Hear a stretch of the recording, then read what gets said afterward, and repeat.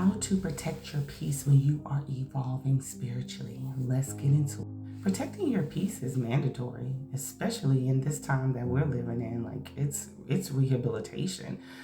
If you're not protecting your peace, then you're allowing all kind of energies and frequencies and vibrations to enter your world, and that kind of thing is contagious. So you need to be very careful about the people that you are associating with, whether it's at work, whether it's at home, whether it's at school, or whatever the case may be. The people that are around you should be a reflection of you, because I do feel like the 3D world is a reflection of what we think about ourselves. I had to learn what protecting your peace is, because for a long time I had no idea how to do that. I had the most, I had the most craziest people around me. So I was always in some type of chaotic situation or just drama filled situations. And when you're around that kind of energy and you have those kind of friends and you're around that kind of circle where it's always some things happening, you know what I mean? Like it's just always some things happening. You never really feel at peace. So some of the things that I do, to protect my peace when I'm evolving spiritually and when I'm connecting with myself and really getting into full alignment with what my soul desires, is that I pay attention to what our conversations are about. That's one thing that you need to do. You need to pay attention to the conversations that you have with people. If the conversations are always involving drama and it's always involving gossip, and it's not about like growth and elevation, but it's just still stuck on what other people are doing and discussing other people's business and judging other people, that right there can automatically just knock your peace off the table. Also, you have to understand that isolation is not punishment.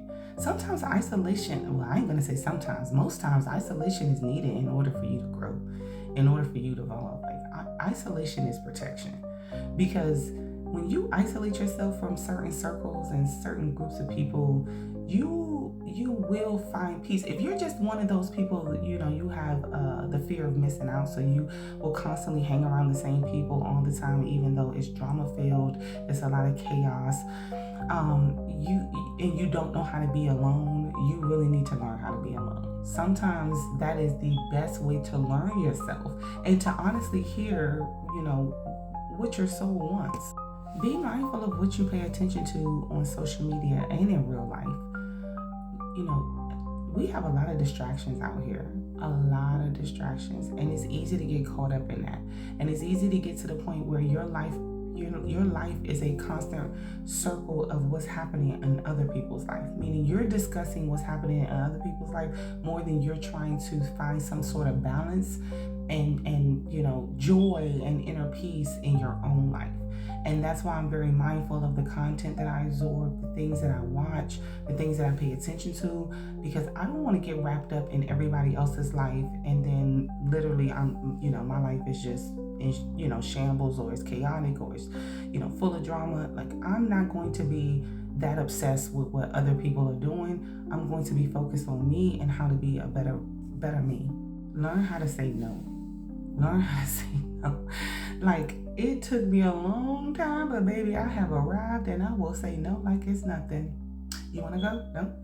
You want to do? No. No. If it's not aligning with me, and I feel like I'm not getting any type of benefit out of that, and it's just simply something that I don't want to do or be a part of, the answer is no. Simple. Learn how to trust your intuition. That's definitely a way to protect your peace when you are evolving spiritually. Learn how to trust your intuition. If you don't know how to trust your intuition, you need to learn how to meditate. You need to sit still. You need to give yourself at least 5 to 25, maybe even 30 minutes a day of just stillness. Like, listen to your higher self. Your higher self is always talking to you. Like, it's your intuition.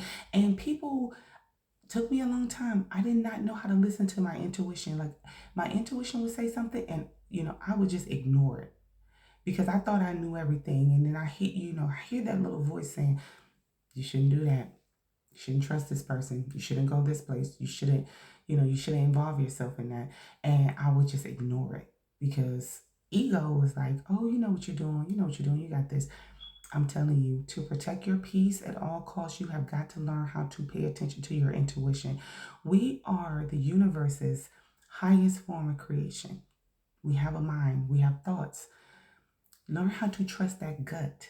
That's the closest that you're going to get to hearing the universe, hearing God, whatever whatever words you want to use, but learn how to trust your intuition. Learn how to sit still by yourself and just focus on the moment. Breathe, be present.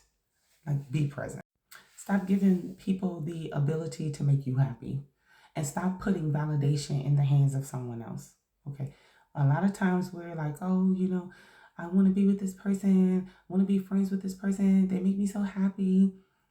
You are in charge of your happiness. No one else is in charge of your happiness, because there are going to be moments where that person is not going to make you happy. People disappoint people all the time.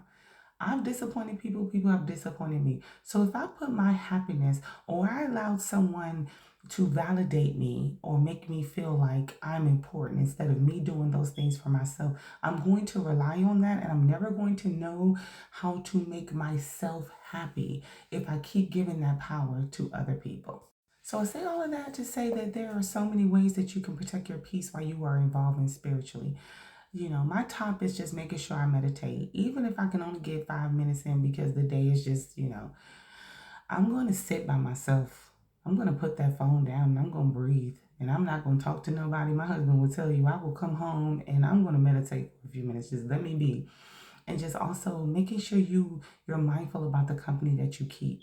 And don't always think that because you have history with people that you have to stay connected to those people. You don't. You don't. Because if that was the case, I'll still be running in some of the same circles I was running in when I was in my 20s. You need to grow. You need to let go of what is not helping you and what is not evolving you into the person that your soul was destined to be. So, with that being said, I love you. Go be great.